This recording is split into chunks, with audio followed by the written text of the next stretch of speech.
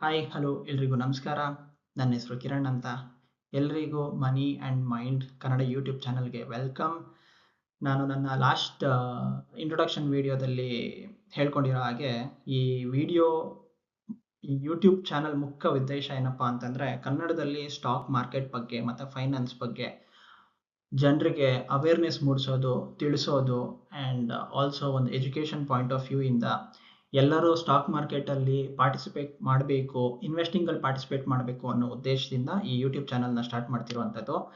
So ತುಂಬ ತಡ ಮಾಡದೆ ಇವತ್ತಿನ ಫಸ್ಟ್ ಟಾಪಿಕ್ ಅಥವಾ ಈ ಚಾನಲಿನ ಫಸ್ಟ್ ಟಾಪಿಕ್ನ ಸ್ಟಾರ್ಟ್ ಮಾಡೋಣ. ಅದೇನಪ್ಪ ಅಂತಂದರೆ ಕನ್ನಡದಲ್ಲಿ ಸರಳವಾಗಿ ಸ್ಟಾಕ್ ಮಾರ್ಕೆಟ್ ಬೇಸಿಕ್ಸ್ನ ಅರ್ಥ ಮಾಡ್ಕೊಳ್ಳೋದು.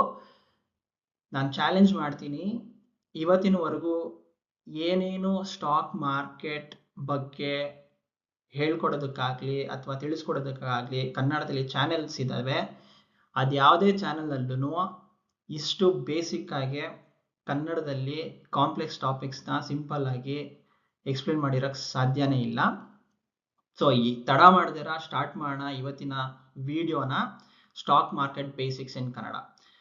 ಸೊ ಸ್ಟಾರ್ಟ್ ಮಾಡೋಕ್ಕಿಂತ ಮುಂಚೆ ಇವತ್ತಿನ ಟಾಪಿಕ್ಸ್ ನೋಡ್ಕೊಳ್ಳೋಣ. ಇವತ್ತಿನ ಟಾಪಿಕ್ಸ್ ಏನಪ್ಪ ಅಂತಂದರೆ ಶೇರ್ ಅಂದರೆ ಏನು, ಬೇಸಿಕಲಿ ಶೇರ್ ಅಂದರೆ ಏನು, ಶೇರ್ ಮಾರ್ಕೆಟ್ ಅಂದರೆ ಏನು, NSE ಅಂದರೆ ಏನು, BSE ಅಂದರೆ ಏನು.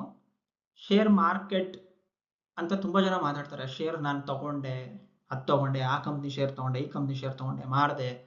ಬಟ್ ನಿಜವಾಗ್ಲೂ ಒಂದು ಕಂಪ್ನಿ ಶೇರ್ ಅಂತಂದರೆ ಏನು, ಆ ಶೇರ್ ಮಾರ್ಕೆಟ್ ಅಂತಂದರೆ ಏನು, ಜನ ಎಲ್ಲಿ ಶೇರ್ಸ್ನ ಖರೀದಿ ಮಾಡ್ತಾರೆ, ಎಲ್ಲಿ ಶೇರ್ಸ್ನ ಮಾರ್ತಾರೆ, ಶೇರ್ ಮಾರ್ಕೆಟ್ನ ಪರ್ಫಾರ್ಮೆನ್ಸ್ನ ಹೇಗೆ ಮೆಷರ್ ಮಾಡ್ತಾರೆ, ಅಲ್ಲಿಂದ ತುಂಬಾ ಬೇಸಿಕ್ ಲೆವೆಲಿಂದ, ಅಂದರೆ ಒಂದು ಶೇರ್ ಅಂದರೆ ಏನು, ಒಂದು ಕಂಪ್ನಿ ಶೇರ್ ಅಂದರೆ ಏನು, ಆ ಶೇರ್ ಎಲ್ಲಿಂದ ಉತ್ಪತ್ತಿ ಆಗುತ್ತೆ, ಹೆಂಗೆ ಬರುತ್ತೆ ಆ ಶೇರ್ ಅನ್ನೋದನ್ನ ತುಂಬ ಬೇಸಿಕ್ ಲೆವೆಲಿಂದ. ಎಷ್ಟೊಂದು ಜನ ಏನು ಮಾಡ್ತಾರೆ ಅಂತಂದರೆ ಶೇರ್ ಮಾರ್ಕೆಟಲ್ಲಿ ಇನ್ವೆಸ್ಟ್ ಮಾಡ್ತಿರ್ತಾರೆ, ಸ್ಟಾಕ್ ಮಾರ್ಕೆಟಲ್ಲಿ ಇನ್ವೆಸ್ಟ್ ಮಾಡ್ತಿರ್ತಾರೆ, ಬಟ್ ಬೇಸಿಕ್ ಆಗಿ ಆ ಶೇರ್ ಅಂದರೆ ಏನು ಅಂತಲೇ ಗೊತ್ತಿರಲ್ಲ.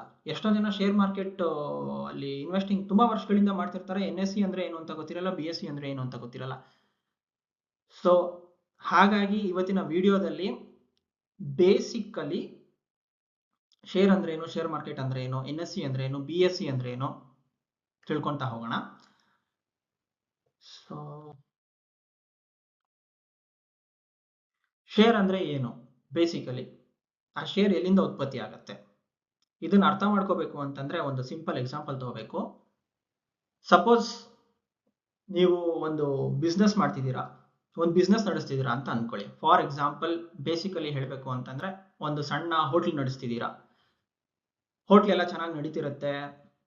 ನಿಮ್ಗೇನು ಅನ್ಸುತ್ತೆ, ಓಕೆ ಇನ್ನೊಂದಷ್ಟು ಹೋಟ್ಲು, ಇನ್ನೊಂದಷ್ಟು ಜಾಗಗಳಲ್ಲಿ, ಇನ್ನೊಂದಷ್ಟು ಲೊಕೇಶನ್ಗಳಲ್ಲಿ ನಮ್ಮ ಹೋಟೆಲ್ನ ಎಕ್ಸ್ಪ್ಯಾಂಡ್ ಮಾಡೋಣ ಅಂತ ಅನ್ಸುತ್ತೆ. ನಿಮಗೆ ಎಕ್ಸ್ಪ್ಯಾಂಡ್ ಮಾಡೋದಕ್ಕೆ ಏನು ಬೇಕು, ಮೊದಲನೇದಾಗಿ ದುಡ್ಡು ಬೇಕು. ಸೊ ಆ ದುಡ್ಡು ಜನರಿಗೆ ಎಲ್ಲಿಂದ ಸಿಗುತ್ತೆ, ಆ ಬಿಸ್ನೆಸ್ನ ಎಕ್ಸ್ಪ್ಯಾಂಡ್ ಮಾಡೋದಕ್ಕೆ ಅಥವಾ ನಿಮ್ಮ ಹೋಟೆಲ್ನ ಎಕ್ಸ್ಪ್ಯಾಂಡ್ ಮಾಡೋದಕ್ಕೆ ದುಡ್ಡು ಬೇಕಲ್ವಾ. ದುಡ್ಡುನ ಸೋರ್ಸ್ ಎಲ್ಲಿಂದ ಸಿಗುತ್ತೆ, ಒಂದು ನೀವು ನಿಮ್ಮ ಫ್ಯಾಮಿಲಿ ಫ್ರೆಂಡ್ಸು ಅವ್ರ ಹತ್ರ ದುಡ್ಡು ತಗೊಂಡು ನೀವು ಓಪನ್ ಮಾಡ್ಬೋದು. ಸಪೋಸ್ ಇನ್ನೂ ಜಾಸ್ತಿ ದುಡ್ಡು ಬೇಕು ಅಂತಂದ್ರೆ ಏನು ಮಾಡ್ಬೋದು, ಬ್ಯಾಂಕಲ್ಲಿ ಹೋಗಿ ಬಿಸ್ನೆಸ್ ಮೇಲೆ ಸಾಲ ತಗೊಳ್ಬೋದು. ಬಟ್ ಬ್ಯಾಂಕಲ್ಲಿ ಸಾಲ ತಗೊಂಡ್ರೆ ನೀವು ಅದಕ್ಕೆ ಇಂಟ್ರೆಸ್ಟ್ ಕಟ್ಟಬೇಕಾಗುತ್ತೆ. ಸೊ ಬೇರೆ ಇನ್ಯಾವ ಥರ ಆಪ್ಷನ್ಸ್ ಇದೆ, ಇನ್ನೊಂದು ಆಪ್ಷನ್ ಏನಪ್ಪ ಅಂತಂದರೆ ಇನ್ವೆಸ್ಟರ್ಸ್. ಈಗ ಪಾರ್ಟ್ನರ್ಶಿಪ್ಪಲ್ಲಿ ಯಾರಾದರೂ ಬಂದು ನಾನು ಇನ್ವೆಸ್ಟ್ ಮಾಡ್ತೀನಿ, 50% ಓನರ್ಶಿಪ್ ತಗೋತೀನಿ ಅಂತ ಅನ್ಬೋದು. ಬಟ್ ಅಲ್ಲೇನಾಗತ್ತೆ, ಯಾರಾದರೂ ಬಂದು ನಾನು ಪಾರ್ಟ್ನರ್ಶಿಪ್ ತಗೊತೀನಿ ಅಂತಂದರೆ ನಿಮ್ಮ ಓನರ್ಶಿಪ್ಪು ಅವ್ರಿಗೂ ಸೇರತ್ತೆ. ಅಥವಾ ಇನ್ನೂ ಒಂದು ಆಪ್ಷನ್ ಏನಪ್ಪ ಅಂತಂದರೆ ಎಕ್ವಿಟಿ ಫಂಡ್ ರೈಸಿಂಗ್ ಅಂತ. ಎಕ್ವಿಟಿ ಫಂಡ್ ರೈಸಿಂಗ್ ಅಂದರೆ ಸಪೋಸ್ ಇವಾಗ ನೀವು ಬಿಸ್ನೆಸ್ನ ಎಕ್ಸ್ಪ್ಯಾಂಡ್ ಮಾಡ್ಬೇಕಂತಂದರೆ ದುಡ್ಡುಗೋಸ್ಕರ ನಿಮ್ಮ ಒಂದು ಬಿಸ್ನೆಸ್ನ ಓನರ್ಶಿಪ್, ಇವಾಗ ಫಾರ್ ಎಕ್ಸಾಂಪಲ್ ನಿಮ್ಮ ಬಿಸ್ನೆಸ್ ಓನರ್ಶಿಪ್ 100% ಇದ್ರೆ ಆ ಬಿಸ್ನೆಸ್ ಓನರ್ಶಿಪ್ಪಲ್ಲಿ ಒಂದು ಭಾಗ, ಲೆಟ್ಸ್ 4 ಭಾಗ ಮಾಡೋಣ, 25%, 25%, 25%, 25%. ಆ ಒಂದು ಫಾರ್ ಎಕ್ಸಾಂಪಲ್ ಒಂದು 25% ಭಾಗನ ಒಂದು ಸಣ್ಣ ಸಣ್ಣ ಸಣ್ಣ ಸಣ್ಣ ಶೇರ್ಸ್ ಆಗಿ ಕನ್ವರ್ಟ್ ಮಾಡಿ ಅದನ್ನ, ಆ ಶೇರ್ಸ್ನ ಜನರಿಗೆ ಮಾರಾಟ ಮಾಡಿ ದುಡ್ಡು ಸಂಗ್ರಹಿಸೋದು, ಇದನ್ನ ಎಕ್ವಿಟಿ ಫಂಡ್ ರೈಸಿಂಗ್ ಅಂತ ಕರೀತಾರೆ. ಸೊ ಈ ದೊಡ್ಡ ದೊಡ್ಡ ಬಿಸ್ನೆಸ್ಗಳು ಏನ್ ಮಾಡ್ತಾರೆ ಅಂತಂದ್ರೆ ಅವ್ರಿಗೆ ನೂರಾರು ಕೋಟಿ ಸಾವಿರಾರು ಕೋಟಿ ದುಡ್ಡು ಬೇಕಾಗಿರುತ್ತೆ. ನಾನೊಂದು ಕೊಟ್ಟಿದ್ದು ಸಣ್ಣ ಹೋಟೆಲ್ ಎಕ್ಸಾಂಪಲ್ 10 ಲಕ್ಷದಲ್ಲೂ ಮಾಡ್ಬೋದು, 20 ಲಕ್ಷದಲ್ಲೂ ಮಾಡ್ಬೋದು, 1 ಕೋಟಿಯಲ್ಲೂ ಮಾಡ್ಬೋದು. ನಾನ್ ಮಾತಾಡ್ತಿರೋದು ದೊಡ್ಡ ದೊಡ್ಡ ಬಿಸ್ನೆಸ್. ಇವ ದೊಡ್ಡ ದೊಡ್ಡ ಇನ್ಫೋಸಿಸ್, TCS ಅಂತವರೆಲ್ಲ ಏನ್ ಮಾಡ್ತಾರೆ ಅಂತಂದ್ರೆ ಅವ್ರಿಗೆ ನೂರಾರು ಕೋಟಿ ಬೇಕಾಗಿರುತ್ತೆ, ಸಾವಿರಾರು ಕೋಟಿ ಬೇಕಾಗಿರುತ್ತೆ. ಆಯ್ತಾ? ಸೊ ಅವರಿಗೆ ಎಕ್ವಿಟಿ ಫಂಡ್ ರೈಸಿಂಗ್ ಬಂದ್ಬಿಟ್ಟು one of the easiest and best option. ಏನಂತಂದ್ರೆ ಅವರು ಕಂಪನಿ ಓನರ್ಶಿಪ್ನ ಏನ್ ಮಾಡ್ತಾರೆ, ಆ ಓನರ್ಶಿಪ್ನ ಒಂದು ಭಾಗನ ತಗೊಂಡು ಸಣ್ಣ ಸಣ್ಣ ಶೇರ್ಸ್ ಆಗಿ ಅದನ್ನ ಕನ್ವರ್ಟ್ ಮಾಡಿ ಆ ಶೇರಿಗೆ ಇಂಥದ್ದೊಂದು ಪ್ರೈಸು ಅಂತ ಫಿಕ್ಸ್ ಮಾಡಿ ಜನರಿಗೆ ಶೇರ್ಸ್ನ ತಗೊಳ್ಳೋದಕ್ಕೆ ಆಪರ್ಚುನಿಟಿ ಕೊಡ್ತಾರೆ. ಸೊ ಬೇಸಿಕಲಿ ಏನು, ಒಂದು ಶೇರ್ಸ್ನ ನೀವು ತಗೋತಿದ್ದೀರಾ ಅಂತಂದ್ರೆ, ಒಂದು ಕಂಪನಿನ ಶೇರ್ನ ತಗೋತಿದ್ದೀರಾ ಅಂತಂದ್ರೆ ಆ ಕಂಪನಿಯ ಓನರ್ಶಿಪ್ನ ತಗೊಂಡಂಗೆ ಲೆಕ್ಕ. ಎಷ್ಟೋ ಜನಕ್ಕೆ ಇದು ಗೊತ್ತೇ ಇರಲ್ಲ, ಶೇರ್ಸ್ನ ತಗೊಳ್ಳೋದು ಮಾರೋದು ಅಷ್ಟೇ ಅಂತ ಅನ್ಕೊಂಡಿರ್ತಾರೆ.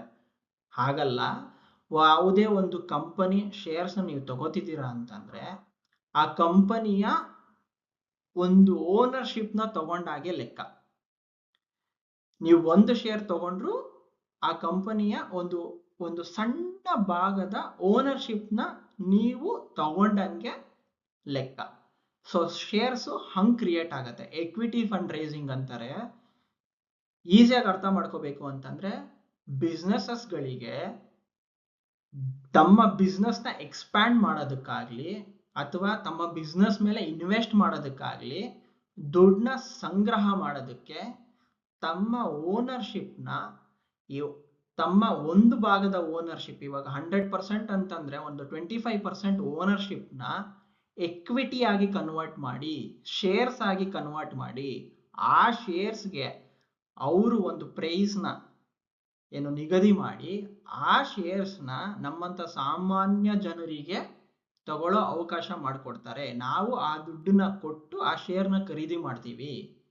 ಸೊ ಆ ದುಡ್ಡು ಆ ಕಂಪನಿಗಳಿಗೆ ಸಿಗುತ್ತೆ. ಇವಾಗ ಫಾರ್ ಎಕ್ಸಾಂಪಲ್ ಅವ್ರಿಗೊಂದು 100 ಕೋಟಿ ಫಂಡ್ ರೈಸ್ ಮಾಡಬೇಕು ಬಿಸ್ನೆಸ್ಸಿಗೋಸ್ಕರ ಅಂತಂದ್ರೆ ಆ 100 ಕೋಟಿಗೆ ಬೇಕಾಗಿರುವಂತ ಶೇರ್ಸ್ನ ಅವರು ಒಂದು ಓನರ್ಶಿಪ್ನ ಶೇರ್ಸ್ ಆಗಿ ಕನ್ವರ್ಟ್ ಮಾಡಿ ಆ 100 ಕೋಟಿ ಬೆಲೆ ಬಾಳುವಂತ ಶೇರ್ಸ್ನ ನಮಗೆ ತಗೊಳಕ್ಕೆ ಆಪರ್ಚುನಿಟಿ ಮಾಡಿಕೊಡ್ತಾರೆ. ಆ ಶೇರ್ಸ್ನ ನೀವು ಖರೀದಿ ಮಾಡಿದಾಗ ಏನಾಗತ್ತೆ, ಆ ಪ್ರೈಸ್ನ ಕೊಟ್ಟು ಆ ದುಡ್ಡು ಕಂಪನಿಗೆ ಹೋಗುತ್ತೆ. ಆ ಕಂಪನಿಗೆ ದುಡ್ಡಿಗೆ ಬದಲಾಗಿ ನಿಮ್ಗೆ ಶೇರ್ಸ್ ಸಿಗತ್ತೆ. ಅಂದ್ರೆ ನೀವು ಒಂದು ಕಂಪನಿ ಒಂದು ಶೇರ್ಸ್ನ ನೀವು ತಗೊಂಡಾಗ ಅದ್ರ ಲೆಕ್ಕ ಏನಪ್ಪಾ ಅಂತಂದ್ರೆ ಆ ಕಂಪನಿ ಮೇಲೆ ನೀವು ಇನ್ವೆಸ್ಟ್ ಮಾಡ್ದಂಗೆ, ಆ ಕಂಪನಿಯ ಒಂದು ಓನರ್ಶಿಪ್ ತಗೊಂಡಂಗೆ, ಹಂಗೆ ಶೇರ್ಸ್ ಕ್ರಿಯೇಟ್ ಆಗೋದು. ಸೊ ಇದನ್ನ ನೀವು ಇದು ಬೇಸಿಕ್ ಆಗಿ ಅರ್ಥ ಮಾಡ್ಕೊಳ್ಳಿ. ಯಾವುದೇ ಒಂದು ಕಂಪನಿಯ ಶೇರ್ಸ್ನ ನೀವು ತಗೊಂತಿದ್ದೀರಾ ಅಂತಂದ್ರೆ ಆ ಕಂಪನಿ ಮಾಲೀಕತ್ವವನ್ನ ನೀವು ತಗೊಂಡಂಗೆ, ಒಂದು ಸಣ್ಣ ಮಾಲೀಕತ್ವವನ್ನ ತಗೊಂಡಂಗೆ.